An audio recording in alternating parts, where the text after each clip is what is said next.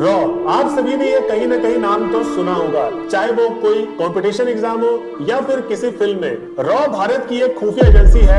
हर country की एक अपनी सुरक्षा के लिए कई तरीके से काम करती है। चाहे किसी तरीके का भी खतरा हो, उसे देश की रक्षा करने के लिए सरकार कई तरह से सुरक्षा एजेंसियां और फौज को रखती है। ऐसे ही रॉ भी है। जैसे अभी हाल ही में रॉ की बहुत चर्चा हो रही है। रॉ नाम तो आपने भी बड़ा सुना होगा, क्योंकि इनका चर्चा बहुत है।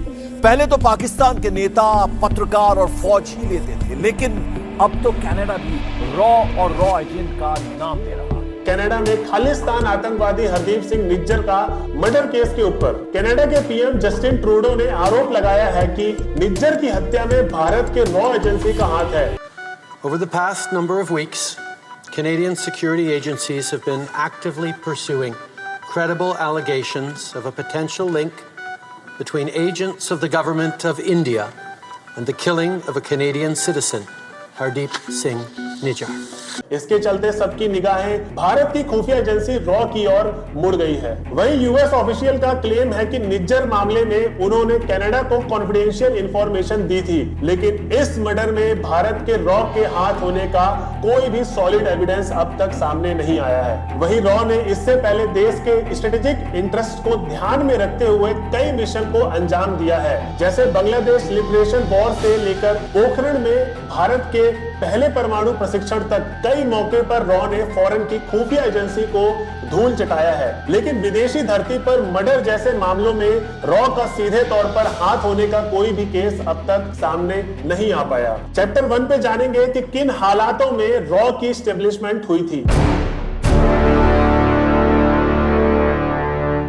आजादी के समय से ही देश विदेश में खुफिया जानकारी जुटाने का काम इंटेलिजेंस ब्यूरो मतलब आईबी के पास था, लेकिन 1962 में चीन युद्ध के समय भारत को बड़ा धक्का लगा और ये फील हुआ कि इंटेलिजेंस ब्यूरो की क्षमता उतनी नहीं है जितनी देश को जरूरत है। उसके बाद 1965 में इंडिया पाकिस्तान वॉर के टाइम भी एक ऐसी खुफिया एजेंसी बनाने की जरूरत सामने आई जो खास तौर पर फॉरेन में होने वाले इवेंट्स पर नजर रखे। लिहाजा इंदिरा गांधी सरकार के दौरान 21 सितंबर 1968 को रॉ की एस्टेब्लिशमेंट हुई। रामेश्वर नाथ काओ को इसकी कमान सौंपी गई। इंटेलिजेंस ब्यूरो के लिए गए करीब 200 ऑफिसर के साथ भारत के इस प्रीमियर इंटेलिजेंस एजेंसी की शुरुआत हुई, जिसने 3 साल बाद ही 1971 में पाकिस्तान की खुफिया एजेंसी आईएसआई ही नहीं बल्कि अमेरिकन इंटेलिजेंस एजेंसी CIA को भी धूल चटा दी थी। वह मोर्चा था बांग्लादेश मुक्ति संग्राम का।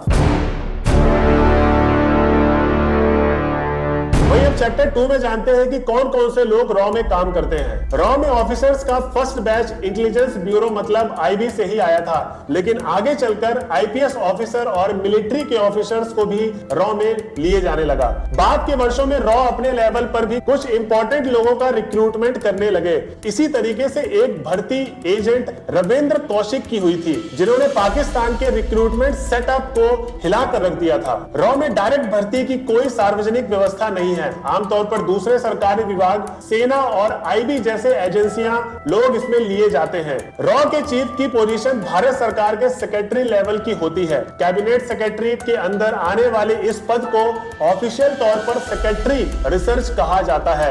यूजुअली इस पद पर इंडियन पुलिस सर्विस के ऑफिसर्स आते हैं। अभी रॉ के चीफ रवि सिन्हा है। ये 1988 बैच के आईपीएस ऑफिसर हैं। ये जम्मू कश्मीर नॉर्थ ईस्ट के राज्यों और फॉरेन में भी काम कर चुके हैं। वही रॉ के मिशन को ग्राउंड लेवल पर अंजाम देने का जिम्मा फील्ड ऑफिसर का होता है। ये ऑफिसर भी इंटेलिजेंस एजेंसियां, पुलिस और सेना से लिए जाते हैं। Assistant field officer, deputy field officer और सीनियर फील्ड ऑफिसर जैसे पोजीशन पर लोगों को उनके अनुभव के आधार पर रखा जाता है और जो कलेक्टेड इंफॉर्मेशन के वेरिफिकेशन और उनके एनालिसिस के रिस्पॉन्सिबल होता है। इसके अलावा रॉ में डिफरेंट एरियाज के एक्सपर्ट की हेल्प भी ली जाती है। इसमें हैंड राइटिंग एक्सपर्ट से लेकर कंप्यूटर हैकर्स तक और इकोनॉमिक की समझ रखने वाले से लेकर देश दुनिया की राजनीतिक पर नजर रखने वालों तक सभी शामिल होते हैं। रॉ अपने काम के लिए सीधे प्रधानमंत्री से कांटेक्ट करती है। वहीं इंटेलिजेंस ब्यूरो का दायरा भारत के अंदर की घटनाओं को रोकना होता है।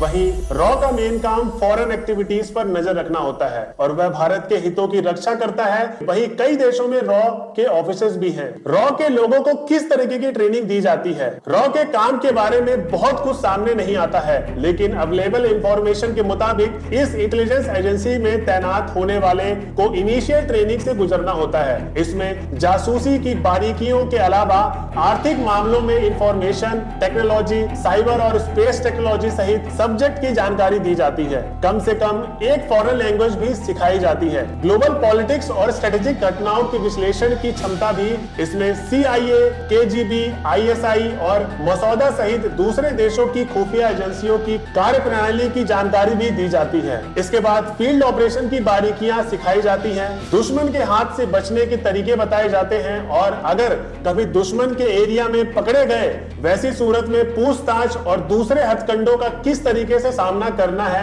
इसकी ट्रेनिंग भी दी जाती है। रॉ के एजेंट्स पर जिस तरह की जिम्मेदारी होती है उसे देखते हुए उन्हें सोचने समझने के मामले में दूसरों से कहीं आगे रहना पड़ता है। कई घंटों तक और किसी भी तरह के हालात में काम करने की क्षमता बेहद जरूरी होती है। तेजी से फैसले करने की दिमागी क्षमता के साथ साथ शारीरिक तौर पर भी फिट होना जरूरी है। कई मामलों में रॉ में रिक्रूट किए जाने वालों को यह बताया जाता है कि इसकी जानकारी आप अपने घर वालों को कभी नहीं देंगे। अपनी पहचान छिपा लेना किसी भी जासूस की सबसे बड़ी योग्यता होती है। ऐसी कॉन्फिडेंशियलिटी को रॉ एजेंट रविंद्र कौशिक के एग्जांपल से समझा जा सकता है, जिन्होंने पाकिस्तान सेना में भारतीय होकर अपनी एक अलग दबदबा बना लिया था। बताया जाता है कि उन्हें लखनऊ में एक थिएटर फेस्टिवल के दौरान रॉ के सीनियर लोगों ने देखा था और उनकी अभिनय क्षमता से प्रभावित होकर उन्हें तभी रिक्रूट करने का मन बना लिया था। रविंद्र से भी यही कहा गया था कि वह अपने घर वालों को इसकी जानकारी नहीं देंगे कि वह किसके लिए काम करते हैं। यह वचन उन्होंने आखिरी सांस तक निभाया था।